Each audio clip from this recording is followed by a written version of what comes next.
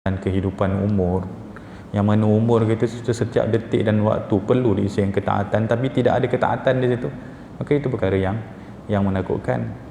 Anak sahaja, ayahnya bagi duit belanja kan untuk beli makan, pergi sekolah, tapi anak tu balik tak beli makan, duit yang dibeli, yang dibagi tu tak dibuat dibeli makan. Jadi waktu makan malam tu ayah tu tanya, hari ni ayah bagi duit kamu buat apa, beli apa, beli makan apa kan. Anak tu pun tergagap lah nak jawab, sebab dia tak beli makanan. Tujuan ayahnya bagi duit belanja tu untuk beli makan, tapi dia tak beli makan. Maka ketika dia tak beli makan, maka ketakutanlah dia nak jawab soalan ayahnya tu kan. Sebab dia tak belanjakan di tempat yang betul.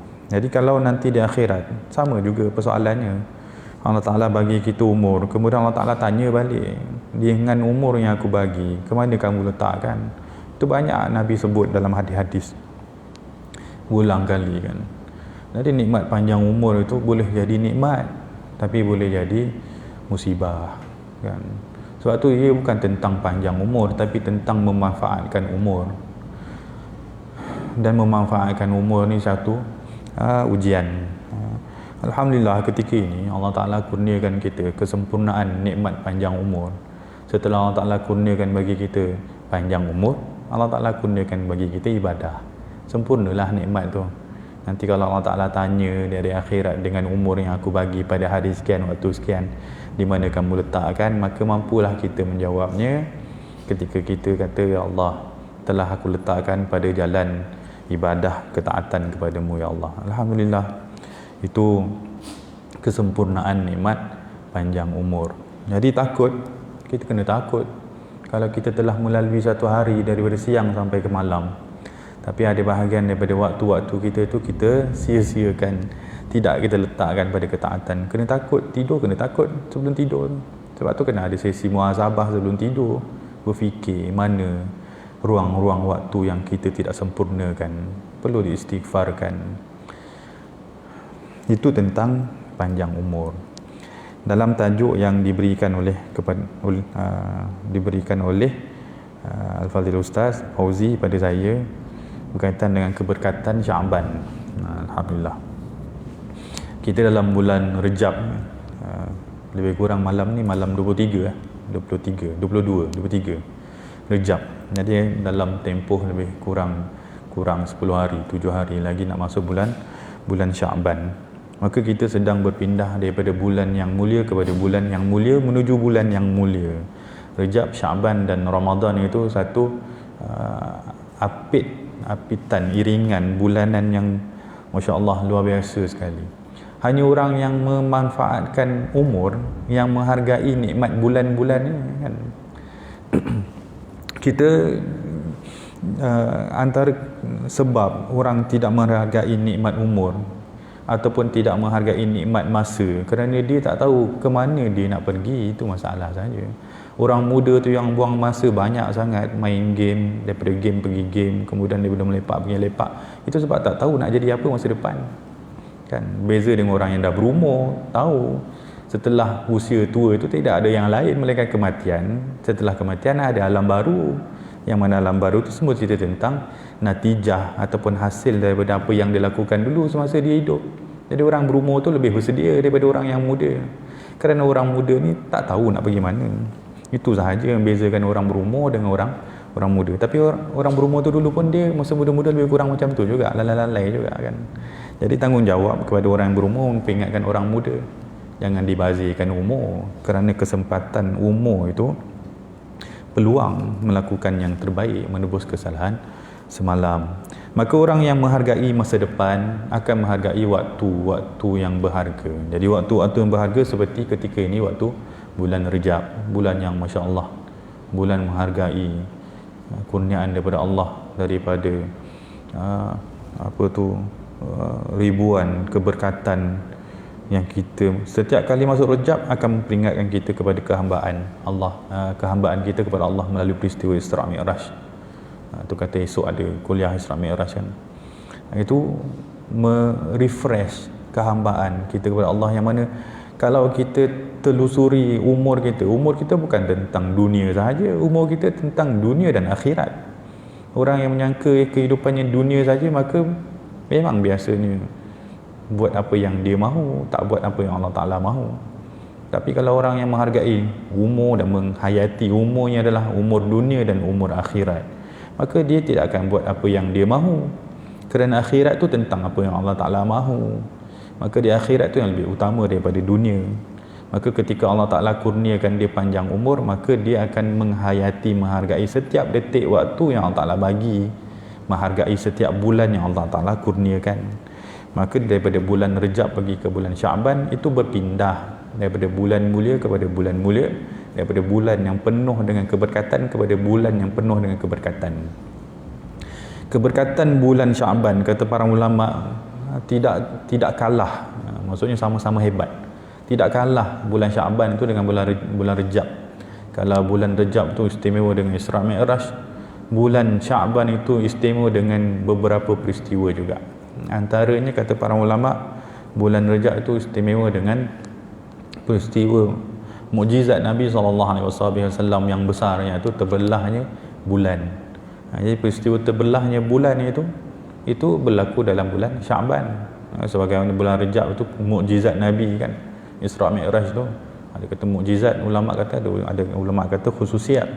Tapi itu semua tentang keistimewaan Nabi SAW. Jadi bulan Rejab tentang keistimewaan Nabi. Bulan Sya'ban juga tentang keistimewaan Nabi. Bulan Sya'ban juga berlaku peristiwa peralihan kiblat kan, daripada Baitul Maqdis kepada Baitul Haram, kepada Mekah, Kaabah. Itu juga kemuliaan Nabi Muhammad, mana Allah Ta'ala muliakan kan. Allah Ta'ala mengikut, kalau kita baca tafsir surah Al-Baqarah tu kan, Allah Ta'ala mengikut keinginan hati Nabi SAW yang ingin memandang ke arah kiblat ketika solat. Ketika itu Nabi solat memandang, menghala kepada Baitul Maqdis.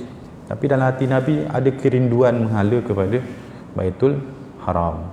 Jadi Allah Ta'ala mengalihkan kan. Dalam itu kata para ulama, Allah Ta'ala kasih kepada Nabi Muhammad SAW. Allah Ta'ala zahirkan kasihnya dengan mengikut keinginan Nabi. Itu juga tentang keistimewaan Sya'ban. Subhanallah. Jadi kedua bulan ini bulan mesti istimewa. Kemudian menuju bulan Sya'ban itu kepada bulan Ramadan yang juga istimewa. Jadi terapit Sya'ban itu di antara Rejab dan Ramadan tidaklah mengurangkan keistimewaannya. Sebab tu ada riwayat menyebutkan orang terlupa tentang keistimewaan Sya'ban kerana fokus dengan keistimewaan Rejab dan Ramadan, terlupa. Sedangkan Sya'ban itu juga luar biasa. Apa yang istimewa tentang Sya'ban juga, kata para ulama, bulan itu bulan diturunkan perintah kepada umat Nabi Muhammad SAW untuk berselawat kepada Nabi SAW, daripada ayat surah Al-Ahzab ayat 56, innallaha wa malaikatahu yusalluna 'alan nabi ya ayyuhallazina amanu sallu alaihi wa sallimu taslima. Itu perintah kepada Allah Ta'ala tentang keistimewaan Nabi Muhammad, yang disuruh umat Nabi Muhammad itu berselawat kepada Nabi Muhammad. Disuruh, Allah Ta'ala perintahkan, wahai innallaha wa sesungguhnya Allah, innallaha wa malaikatahu, dan sesungguhnya Allah dan para malaikatnya, yusalluna 'alan nabi, berselawat ke atas Nabi Muhammad SAW. Selawat Allah maksudnya memberi rahmat kepada Nabi Muhammad. Selawat malaikat kepada Nabi Muhammad itu maksudnya mendoakan kesejahteraan Nabi Muhammad. Ya ayyuhallazina amanu, wahai orang-orang yang beriman, sallu alaihi wa sallimu taslima, selawat dan salamlah ke atas Nabi. Itu perintah yang Allah Ta'ala turunkan daripada kepada umat Muhammad dalam bulan Sya'ban. Itu sudah cukup, kata para ulama, untuk menjadi keistimewaan bulan Sya'ban. Bulan diangkat keistimewaan Nabi Muhammad SAW, dan bulan umat Nabi Muhammad menumpang keistimewaan Nabi Muhammad SAW. Ketika Allah Ta'ala perintahkan umat Nabi Muhammad berselawat kepada Nabi Muhammad, itu bukan sekadar untuk Nabi Muhammad, itu tentang keselamatan umat Muhammad juga. Allah Ta'ala kasih kepada Nabi Muhammad, maka Allah Ta'ala akan kasih juga kepada orang yang mengasihi Nabi Muhammad. Subhanallah. Maka keistimewaan bulan Syaban adalah tentang kita yang ingin selamat di hari akhirat. Saya ada kawan, jadi waktu sekolah rendah tu dia suka seorang perempuan. Jadi dia selalu perhatikan budak perempuan tu. Jadi satu hari tu dia kenal lah basikal budak perempuan tu duduk tak bawah bumbung, tak bawah garaj. Jadi dia kata ni basikal ni duduk di bawah matahari. Nanti kalau budak perempuan tu nak naik, nanti dia kata panas pula, nanti kan nak duduk atas cushion basikal tu. Jadi dia tolaklah basikal tu duduk bawah bumbung kan. Jadi kita kata dekat dia, apa kau susah-susah buat ni kan? Basikal ni bukan orangnya kan, orang lain, basikal lain. Jadi dia jawab satu ayat yang mengingatkan kita kepada kasih kan. Dia kata orang kalau dah suka seseorang, apa benda yang ada kaitan dengan orang itu akan disukai juga. Saya suka perempuan tu dan basikal ni pun saya suka juga. Kaedahnya sama saja. Jadi kalau kita ingin dikasihi oleh Allah, maka kita kasihlah Nabi Muhammad, sebab Nabi Muhammad itu confirm dikasihi oleh Allah. Sebab tu perintah tentang selawat itu tentang keselamatan kita. Dan bulan Syaban itu mengingatkan kita tentang keselamatan kita nanti di hari akhirat. Sebab Nabi SAW sebut di hari akhirat itu orang yang paling dekat dengan Nabi SAW adalah orang yang paling banyak berselawat kepada Nabi Muhammad SAW. Jadi orang yang paling dekat dengan Nabi di hari akhirat itu maksud orang yang selamat di hari akhirat. Kita kalau mengharapkan amal yang kita lakukan, kita tak pasti amal kita tu boleh selamatkan kita ke tidak di hari akhirat. Kalau kita cerita tentang solat kita, lebih banyak lalai daripada khusyuk kan. Asal angkat takbir saja lupa apa yang patut kita baca kan. Kita mula khusyuk tu bila nak bagi salam, habis baca tahiyat tu kan, itu baru teringat dah nak habis dah solat, baru nak mula khusyuk. Jadi nak harap solat kita selamatkan kita di hari akhirat, kita pun tak yakin. Kita nak harapkan sedekah kita yang kita simpan lagi banyak daripada yang kita bagi kan. Orang kalau nak masuk syurga dengan sedekah, sepatutnya bagi apa yang dia ada, sama macam Sayyidina Abu Bakar tak tinggal apa pun. Itu memang jamin masuk syurga ikut pintu pemberi sedekah, confirm, sebab dia tak tinggal apa pun untuk diri dia dan ahli keluarganya. Itu dah menjamin. Tapi kita nak masuk pintu sedekah juga, nak masuk syurga ikut pintu sedekah juga. Tapi bila kita timbang balik, yang kita simpan lagi banyak. Jadi kita pun confuse juga. Mampu ke kita masuk syurga dengan sedekah kita kan? Jadi apa yang boleh membantu kita masuk syurga kalau bukan daripada amal? Kalau bukan daripada amal, kita ada satu hadis yang saya sukalah hadis tu, sebab dia mengingatkan tentang amal ni tak mampu menyelamatkan orang. Boleh jadi amal tu perlu buat, cuma ada amal yang tak mampu menyelamatkan orang. Akhirat tu kena bergantung bukan pada amal. Hadis tu cerita tentang golongan awal yang Allah Ta'ala hukum sebelum penyembah berhala. Cerita tentang ada orang kaya, Allah Ta'ala bagi dia harta banyak, kemudian Allah Ta'ala panggil dari akhirat. Tu Allah Ta'ala tanya, dengan harta banyak yang aku bagi kepada engkau tu, mana engkau letakkan? Jadi dia kata, saya letak di jalanmu ya Allah, fi sabilillah. Jadi lelaki tu ingat dah selesai lah kan, dah jawab fi sabilillah, confident. Kemudian Allah Ta'ala tanya, kenapa engkau buat? Maksudnya kenapa engkau sedekah fi sabilillah tu? Jadi dia jawab, keranamu ya Allah. Keranamu ya Allah. Jadi keranamu ya Allah tu ditempelak oleh Allah Ta'ala. Tak, kau tak buat kerana aku, kau buat kerana nak dipuji orang. Maka malaikat pun datang ketika tu. Betul ya Allah, dia buat kerana nak dipuji orang. Dia buat kerana nak dipuji orang. Kemudian Allah Ta'ala tanya malaikat tu, dah dipuji ke belum? Dialognya panjang tu kan.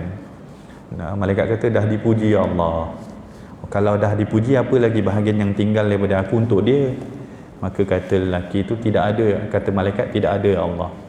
Maka kata Allah pada malaikat, kalau begitu lemparkan dia ke neraka. Hadis itu ada beberapa golongan lagi lah. Ada orang yang ada tenaga, ada orang ada ilmu, ada orang ada suara. Semuanya mengatakan fisabilillah, tapi ketika ditanya kerana Allah, Allah Ta'ala jawab tidak.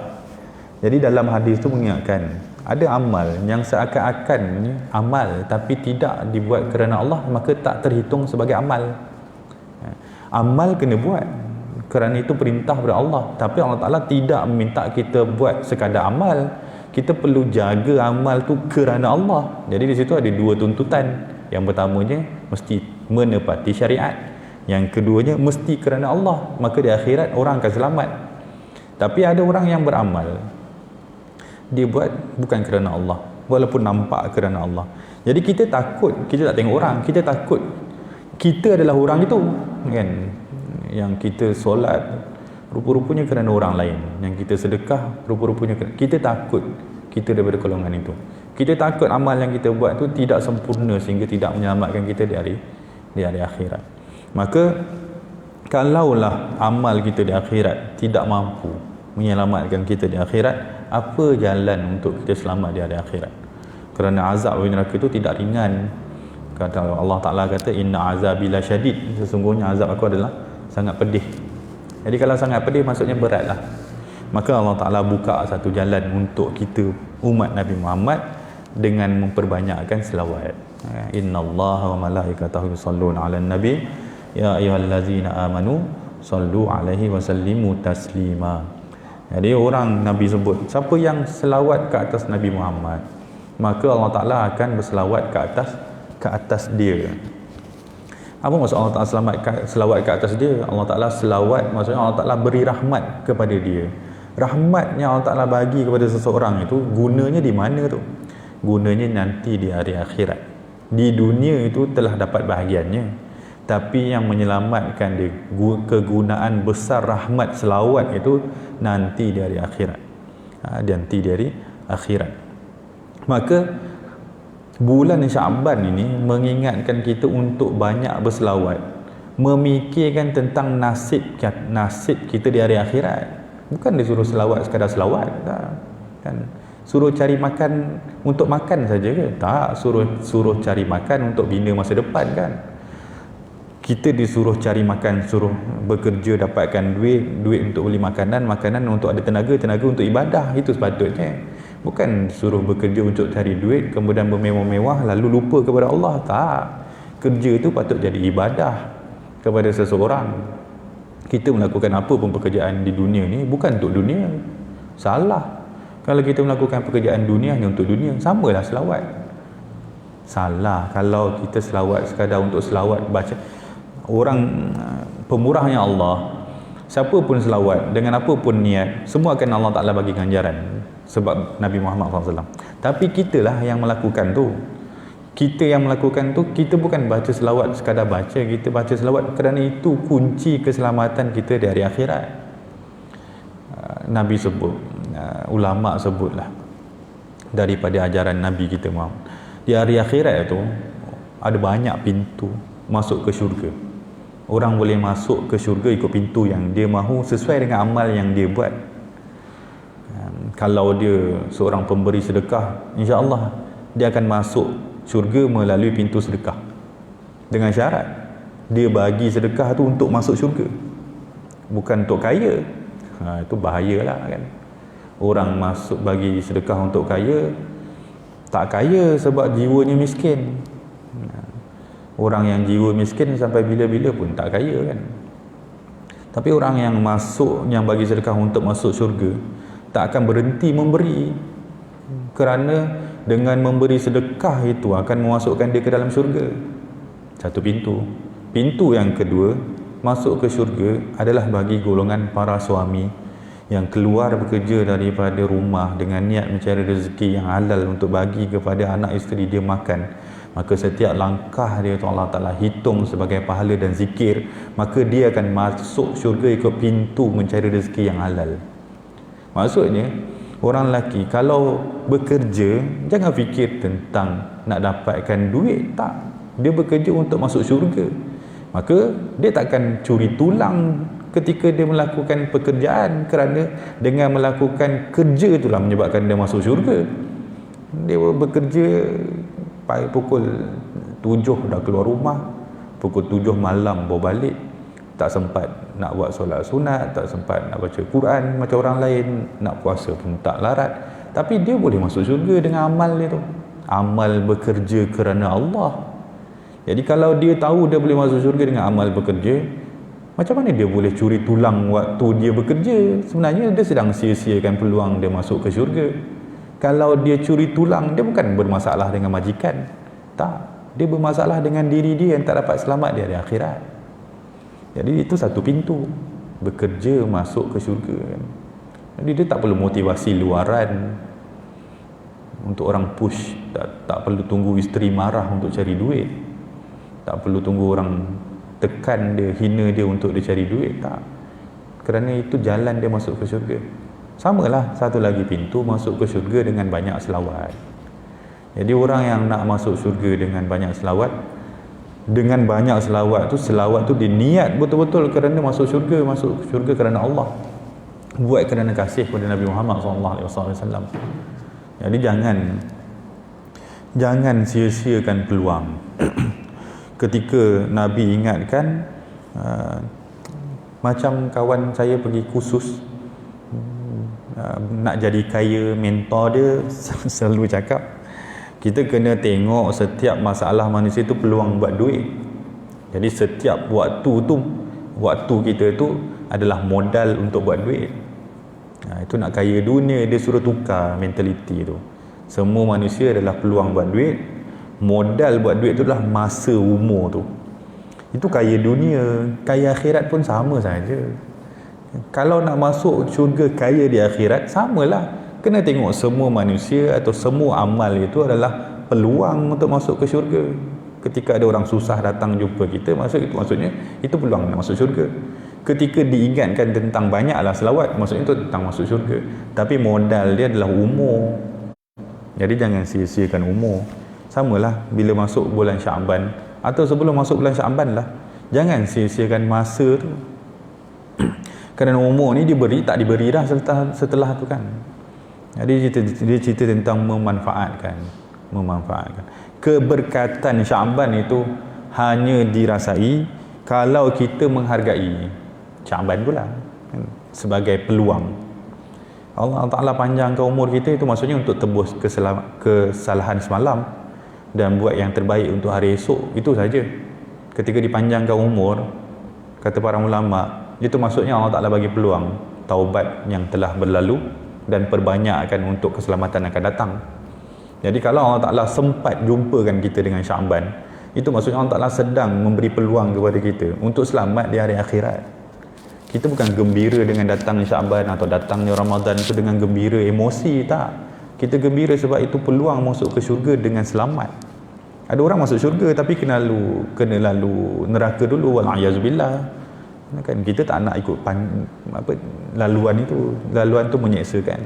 Kita nak ikut laluan yang menyelamatkan. Maka hargai Syaban, hargai Rejab, hargai Ramadan, supaya penghargaan kita kepada bulan-bulan ni akan menambahkan keberkatan pada usia dan umur dan keselamatan di hari akhirat.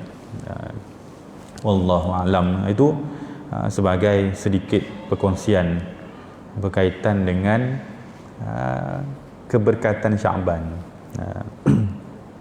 Bila kita merasai keberkatannya, nanti setelah meninggalkan dunia. Setelah meninggalkan. Amal ni susah nak rasai keberkatannya sebab tak nampak. Tapi kena buat, tak boleh tinggal. Sebab manfaatnya nanti akan masa depan. Anak muda tu kerja kuat kan untuk kahwin. Masa dia kerja kuat tu terasa susahnya, tapi dia tempuh juga sebab dia nampak kebahagiaan kahwin tu. Kita sama juga. Kita nak kebahagiaan di hari akhirat tu macam ibarat malam pertama perkahwinan lah.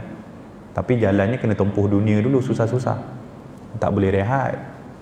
Rehat itu meletihkan kita nanti di hari akhirat. Jadi di dunia ni kalau rehat pun untuk kerja kuat kan, bukan rehat untuk tidur kemudian tak buat apa-apa. Jadi keberkatannya itu dirasai. Kalau Allah Ta'ala bagi peluang di dunia, alhamdulillah, tapi ia pasti bermanfaat di akhirat. Allah alam. Kita tangguh. Ada lagi baki 3 minit, saya tutup dengan doa.